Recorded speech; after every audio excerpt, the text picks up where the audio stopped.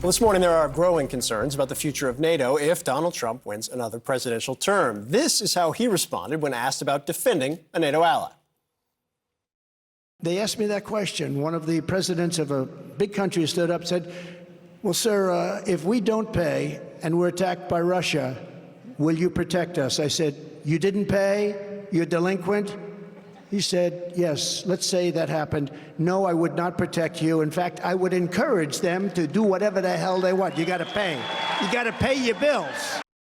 With us now, former White House communications director under Trump, Anthony Scaramucci. He's also the author of a new book, by the way, From Wall Street to the White House and Back, The Scaramucci Guide to Unbreakable Resilience. It comes out April 16th. Congrats on the book, by the way. It's a dark comedy, Poppy. It's a little bit like Veep, but worse. But yeah? Anyway, yeah. Well, do I see a TV show in the making? We shall stay tuned. I don't know if it'll be a TV show, but it was a fun book to write. Good. Look forward to that. So John Bolton was pretty clear with Caitlin last night. Our Jim Sciutto has a new book coming out where he's got some reporting also where Bolton talks about who is former Trump national security advisor, saying NATO would be in real jeopardy. I think he would try to get out. What do you think, having been so close to the president?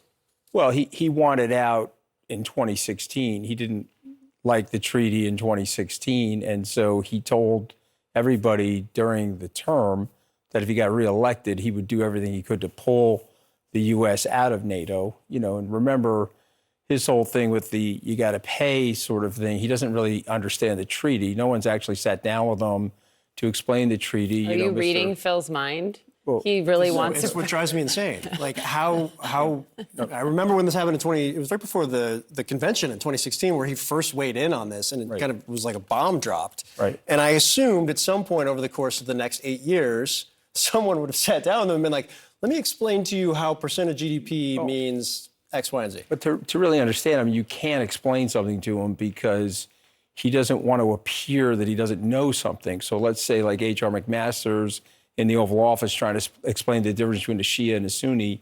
He doesn't want to hear it, and he certainly doesn't want to be lectured by anybody. We were on the campaign plane once, and the Sykes-Picot Treaty came up, which was obviously the treaty that led to the footprint of the Middle East today. And he got distracted, and then I turned to him and said, well, what about the movie Lawrence of Arabia? Do you remember that? And he said, sure. And if you tell Mr. Trump a story, then you can get the information into him that way. That was a lot of what went on the economic stuff related to trade. You can ask somebody like Robert Lighthizer that. But he doesn't understand the treaty.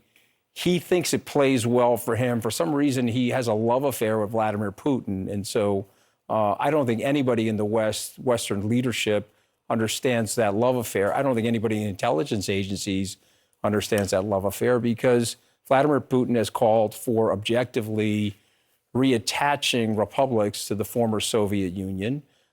He's doing something right now as a direct violation of international law. The United States had an obligation to the Ukrainians. Let's just remind everybody, they gave up the nukes. President Clinton signed a treaty with them to provide security support. For those of you listening at home, that was called Operation Porcupine, where we were going to fill them with anti-tank missiles, all types of support to prevent a Russian invasion. Defensive support. Defensive support. Okay, we allowed for Russia to take Crimea. I think the Obama administration thought, okay, they want that warm water port. They will stop. Okay, they didn't stop. They went into Ukraine. Now people are saying, well, once they get whatever they want in the Ukraine, they will stop.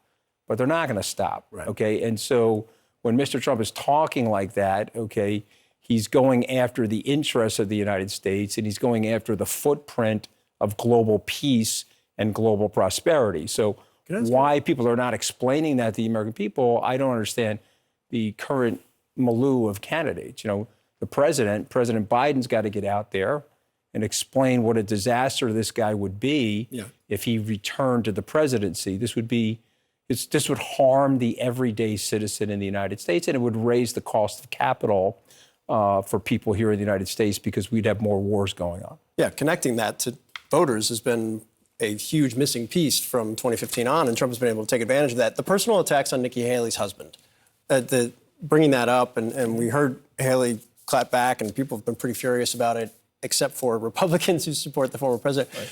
Right. The motivation behind Trump doing that, what is it? It's narcissism. You know, he believes that the people that support him are actually pro-military. He believes that they're pro-patriotic, and he's slapping his supporters in the face. He wants to see how hard he can push his supporters to support him. Remember, he's talked about killing people on Fifth Avenue, and these people still support him. And so he loves the fact that he's got this great support in South Carolina, which there's a military culture in South Carolina, pro-patriotism culture in South Carolina, and then he could malign our veterans. You could ask General Kelly about that, or any of the other people that have heard him talk this nonsense about he doesn't want to go to the cemetery because it'll upset the hairspray in his hair, or he doesn't understand why somebody would want to give up their life in service for the country. He likes doing that because he can push the goalposts. Always good to have you. It's the inside look. It's good to be here. Thank you, All Anthony. right, thank you guys.